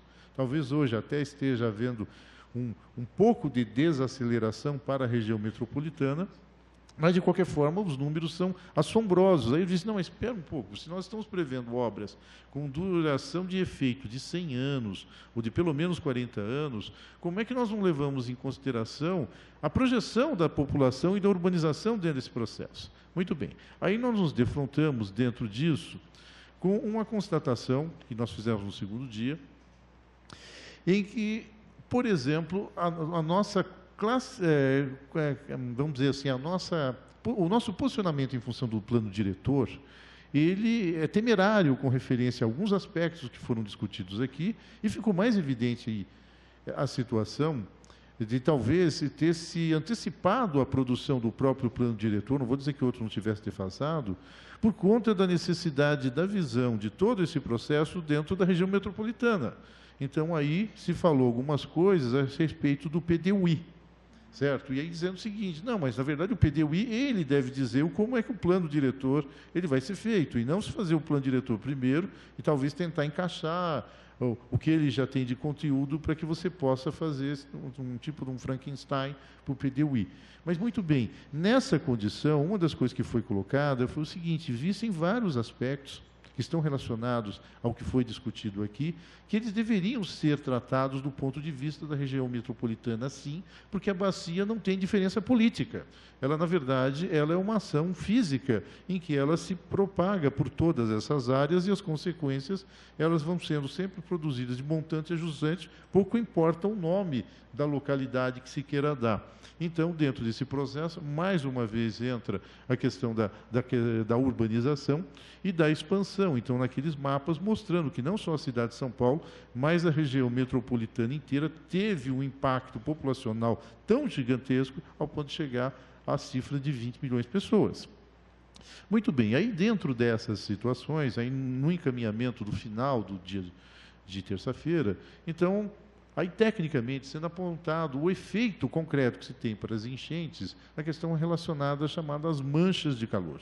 Então, o especialista que esteve aqui, que foi o Michel Pantera, ele pegou e demonstrou claramente o seguinte: uma relação muito clara entre a existência das manchas de calor, a falta do controle da urbanização nestas áreas, a permanência de um processo de hipermeabilização quase que total nessas áreas também, concorrendo para a produção dessas manchas de calor, né? E dentro de tudo isso, aí nós nos voltamos mais uma vez ao binômio permeabilidade e urbanização. Muito bem. Dentro desse processo também, aí se falou da questão das áreas que não são urbanizáveis e da necessidade da produção de uma carta geotécnica efetiva. E foi informado que São Paulo tem, não no índice que seja necessário, e antiga, ainda por cima com necessidade de atualização. Então, eu estou falando tudo isso porque essas são as questões que vão ventilando o que eu posso imaginar, do que eu posso colocar como objeto de um compromisso de ajustamento para poder fazer um acordo. Muito bem. Aí depois nós chegamos no momento de hoje, em que tudo o que foi falado, ele ainda se prende a esse binômio. Então, a questão da urbanização e a questão da permeabilidade. Então, dentro disso, uma das coisas que eu imagino é o seguinte: se nós temos um projeto, ou projetos que vão ter que ser desenvolvidos, se eles não vão ser feitos da maneira como está na ação, mas um compromisso de ajustamento que pudesse ser aceitável em termos de execução, porque uma das coisas que eu vejo, isso acontece desde praticamente que eu comecei a atuar em ação civil pública, e os meus colegas todos que atuam nisso, eles viram isso de uma forma muito concreta, é que nós idealizamos as coisas do ponto de vista jurídico e só descobrimos que elas não têm efeito prático quando vão fazer a execução. E que a execução se torna impossível. Então, você vê uma sentença que foi bem produzida, mas com um resultado praticamente inócuo, concreto. Muito bem, essa é uma preocupação que eu tenho aqui para que nós possamos chegar a uma condição que seja realmente efetiva. E dentro disso, e voltando à questão dessas tais ilhas de calor e a questão da permeabilidade, e as várias medidas que foram apresentadas ao longo desses 3 dias a respeito disso, por exemplo, dos parques lineares. Então, uma das questões que esses planos sejam de curto, médio ou longo prazo, eles têm que ter uma preocupação efetiva, e o Ministério Público vai tentar trabalhar em função disso, é da manutenção ou do resgate da permeabilidade. Porque uma coisa que ficou muito claro nas apresentações foi o seguinte: por que os cálculos que foram feitos de vazão, eles não deram certo? Eles não deram certo porque, na verdade, nós tivemos um acréscimo de hipermeabilização muito grande por conta da urbanização desordenada, que fizeram com que outras, vamos colocar, outras fontes de água, outros córregos e tudo mais, tivessem comportamentos diferentes daqueles que originariamente estavam previstos e afetassem o resultado concreto da bacia de uma maneira geral. Então, tanto que eles colocaram, olha, no terceiro programa, então, no terceiro programático, eles levaram em consideração não mais as grandes bacias, mas as pequenas bacias, considerando o seguinte: o efeito que aquela urbanização ele realmente acarretava para isso, num processo de assoreamento e outras tantas situações que impactavam tudo isso. Então, isso significa que, então, pelo menos do ponto de vista da promotoria, que o foco principal que nós temos de de pensar é na preservação da permeabilidade atual e no resgate da permeabilidade que deveria existir. Por quê? Porque, na verdade, se tantas obras foram feitas e tantos milhões foram desenvolvidos dentro disso, essas obras prosseguem em 2 sistemas, então, seja pelo aumento da calha, seja pela criação de piscinões, e o resultado concreto ainda não é o efetivo, embora eu já me convenci que ele não é possível de erradicação por conta das próprias variações de premissa, até porque, como eles explicaram também no segundo dia, nós estamos numa fase de modificação ambiental nesse campo, com temperaturas, regime de chuvas, e que acabam bagunçando todo esse processo até de cálculo. Então, há necessidade realmente desse resgate. E ele entra dentro de uma das questões que foi colocada aqui. Qualquer inquérito que se pegue a respeito de situação de ocupação, fica evidente a ineficiência do sistema público de controle e de fiscalização dessa situação. Então, assim, como é que eu posso fazer a preservação da permeabilidade se eu não consigo impedir que as pessoas continuem ocupando áreas? Então, essa é a primeira grande pergunta. Então, sem dizer se como que você vai gerir, por exemplo, a questão se é pela urbanização ou se é pela reparação, correndo atrás do problema com a retirada de pessoas ou com urbanização a partir de ocupações que estão contínuas ao córrego e tudo mais.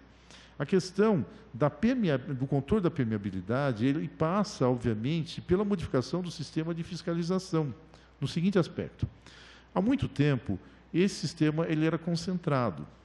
Por alguma razão operacional, se resolveu transferi-lo, até do ponto de vista ambiental, para que ele pudesse ser reproduzido em cada uma das subprefeituras. Nessa pulverização, não só você acabou tendo de criar novos sistemas, então pela descentralização de chefias, em que você retira, na verdade, a possibilidade daquele agente poder atuar na ponta da linha, porque ele tem que exercer funções burocráticas enquanto chefe. Mas a grande questão aqui é o seguinte: a ineficácia desse sistema é que é um dos grandes desafios que, na verdade, a Prefeitura, e o Estado também, mas a Prefeitura ela tem que pegar e tem que reequacionar. Por quê? Se nós temos, num processo de repetição, uma diminuição, recentemente, eu fiz uma reunião pública também, embora não fosse uma audiência pública, a respeito do sistema Capivari-Monos e a respeito de Vargem Grande. Então, num determinado momento na reunião, o que foi que aconteceu? Eles disseram, não, olha, do ponto de vista da Secretaria do Meio Ambiente, para aquelas 2 prefeituras regionais, nós temos 2 fiscais. Um deles exerce a função de diretor. Então, ele pouco ou nenhuma vez, ele sai a campo para poder fazer qualquer tipo de fiscalização. Então, na prática, tanto para Parelheiros quanto para acho que o Grajaú, eu não tenho certeza, mas acredito que ou na Capela de Socorro. Então, a Capela de Socorro. Então, Parelheiros e Capela do Socorro, para os 2, nós temos, na verdade, um agente só que acaba fazendo a fiscalização. E essa fiscalização, ela envolve várias situações, como, por exemplo, este parque Capivari-Monos, que está sofrendo intromissões, as pessoas estão invadindo, elas estão fazendo desmatamento, e as próprias medidas que são feitas para a contenção, elas são muito tímidas. A própria logística que é estabelecida e o ritual que é proposto pelo sistema, ele acaba sendo acanhado demais e ele propicia o desenvolvimento da repetição da ocupação e da ampliação. Então, um dos desafios a ser posto, e eu ainda não sei exatamente como uma reforma dessa poderia ser feita e produzir um resultado concreto, seria exatamente esse. Qual é a forma de fiscalização que possa ser efetiva para poder, pelo menos, num primeiro momento, permitir este grau de permeabilização que existe, ou seja, impedindo que matas nativas e outras tantas coisas desapareçam. No segundo plano, dentro do desenvolvimento desses 3 níveis, então de curto, médio e longo prazo, outras formas de aumento da permeabilidade. Então, como, por exemplo, a efetiva implantação de parques lineares criando um desenvolvimento em que se possa, a cada período de tanto de tempo, efetivamente ter implantação. Eu nem vou discutir aqui qual é o tamanho que o parque tem que ter, se algum considera que aquilo é parque linear ou não, porque essa foi uma questão que foi levantada hoje aqui, mas, de qualquer forma, ver quais são as formas de contribuição. E, dentro disso, agora eu vou colocar um outro aspecto, que é em função dos 30 inquéritos que existem contra a Eletropaulo, que estão sendo feitos avaliações por conta da questão das podas de árvores, em que nos laudos que foram feitos pelo CAEX, eles demonstraram o seguinte: em uma reunião que eu fiz ampla também a respeito dessa situação, ficou patente, quando se comparou, entre tantas situações, cidade de Tiradentes com Pinheiros, no que se refere ao número de árvores existentes. Então, mostrando uma foto aérea de cidade de Tiradentes, em que você não tem árvore nenhuma, e você pegando Pinheiros, que você tem um número enorme. Eu havia pedido à Eletropaulo que me informasse qual era a quantidade de podas que havia em cada qual. Pinheiros, mais de 12 mil podas ano. Cidade de Tiradentes, um número quase em torno de 300 podas. Por quê? Porque não tem árvore. Então, essa situação, aí depois o especialista, o Michel Pantera, dizendo, nesta região nós temos uma ilha de calor, porque nós tivemos toda uma ocupação que foi feita para a construção de conjuntos habitacionais e, no entanto, nós não tivemos nenhuma condição que pudesse trabalhar no processo de permeabilidade, ou seja, essa é uma área totalmente impermeabilizada e sem a presença de árvores. Então, dentro de um programa também, dentro disso, pensando na permeabilidade, e agora usando os laudos do CAEX, mostrando o quanto cada árvore, com uma copa real e tudo mais, ela faz de retenção da água e o quanto que ela devolve dessa água para o meio ambiente, né? Então, em função de tudo isso, então, esses são programas que se poderia imaginar. Então, basicamente, algo que eu penso que possa fazer parte de um compromisso de ajustamento é quais são as medidas que podem garantir essa condição de permeabilidade e fazer a retomada. Por que eu digo da retomada? Porque, na verdade, pelo que eu compreendi de tudo que eu vi aqui, nesses 3 dias, um dos principais problemas que nós temos hoje relacionado justamente às enchentes é essa redução. Se nós continuarmos na toada que nós temos, que a cada X anos nós temos uma nova mancha, e essa mancha mostrando uma urbanização desordenada e crescente, nós vamos ter só o agravamento dessa condição. Então, o objetivo desta ação e o objetivo deste inquérito não vão estar atingidos. Só que, como eu coloquei, é o seguinte: eu quero compreender a situação em termos reais, não como em termos utópicos. Porque, assim, como proclamação das coisas, é muito bonito, o papel ele suporta tudo, né? Mas, enquanto política pública, e detalhe, aí entra o grande problema que nós vivemos hoje, não é só nesse campo. Eu não sei quantos aqui conhecem o doutor Mapelli. Ele é especialista na área de saúde pública, e ele é doutor pela Faculdade de Medicina da USP. Eu vi a apresentação dele, e lá ele colocou o seguinte: como o tema é misto entre o direito e a medicina, ele fez o doutorado dele na Faculdade de Medicina, mesmo não sendo médico. E ele colocou o problema da judicialização da saúde. Ele compromete progressivamente ao longo da última década de tal forma o orçamento da saúde que as condições, elas estão, mesmo com imposições constitucionais de proteção, elas estão na beira do insustentável.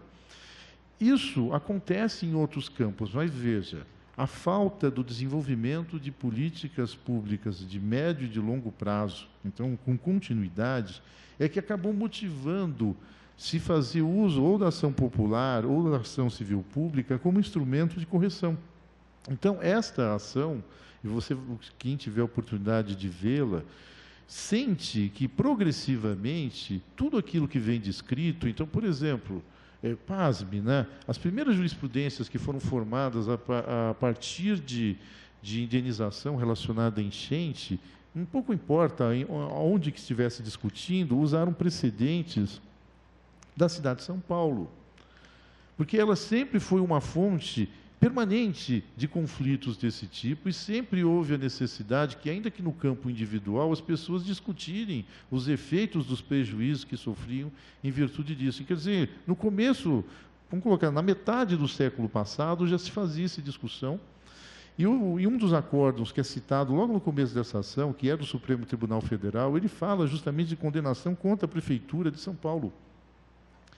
O que mostra que essa é uma situação permanente. No momento em que aquilo aconteceu, a população de São Paulo era muito menor. Mas, mesmo assim, os problemas já eram presentes e já havia necessidade de interferência judicial quanto a isso. Do ponto de vista da cidadania, a judicialização das políticas públicas não é o remédio mais correto. Porque, no fundo, ele não é democrático. Mesmo que você coloque um dispositivo falando da participação popular, citando o Estatuto da cidade, o ato de solução de um processo é um ato de decisão individual de um juiz. Então, essa condição, e mais, o próprio limite do que é estabelecido é um ato de decisão de um promotor de justiça. Ele é que define qual é o conteúdo que uma ação civil pública vai ter. Então, do ponto de vista do exercício da cidadania, esse nem de longe é o melhor caminho. Mas ele reiteradamente tem sido feito justamente por conta da não existência de um desenvolvimento de uma política que tenha longa duração. Então, de uma maneira geral, o executivo, pouco importa em que nível que esteja, ele só tem os olhos voltados para o período do mandato. E, às vezes, até olhando com a necessidade ou com a tentativa de tentar prorrogá-lo por uma reeleição. Então, transformando aquilo que seria uma medida estruturante numa medida simplesmente eleitoreira.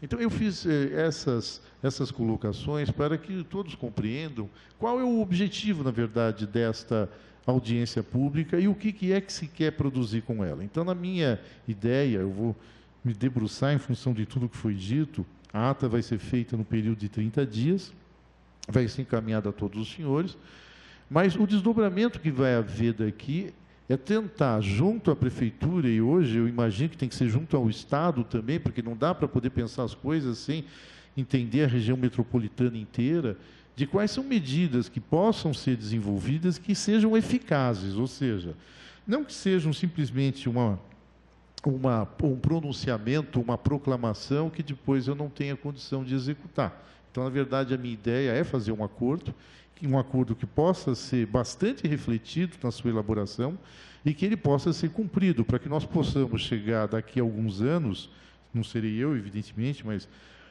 outros promotores que vão ter que trabalhar nesse processo, poder dizer, olha, as etapas foram atingidas e nós tivemos estados efetivos de melhora quanto a essa situação. Mas eu reafirmo que um dos pontos que eu não consigo ver como sendo um daqueles que vai ter que ser enfrentado é como modificar o sistema realmente de fiscalização para que ele possa ser efetivo.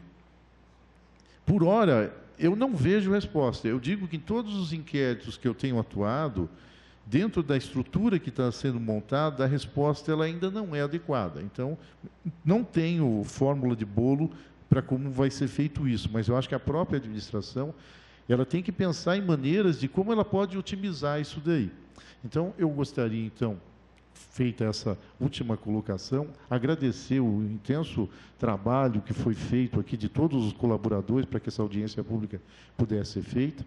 Primeiro, vou agradecer ao corpo técnico que auxiliou para que pudesse montar a estrutura da audiência pública, aos funcionários que se empenharam para que ela pudesse fazer, que fizeram os contatos com os palestrantes. Agradecer especialmente aos palestrantes, porque eles deram vida ao trabalho que foi desenvolvido, nos enriquecendo com suas colocações, com as suas especialidades, que não são a do promotor, certo? Então, na verdade, para mim, boa parte do que foi colocado, principalmente tecnicamente, é uma novidade, e eu me esforcei para poder fazer a melhor compreensão possível da apresentação. Eu faço um agradecimento especial aos palestrantes e os meus parabéns aos trabalhos que foram desenvolvidos.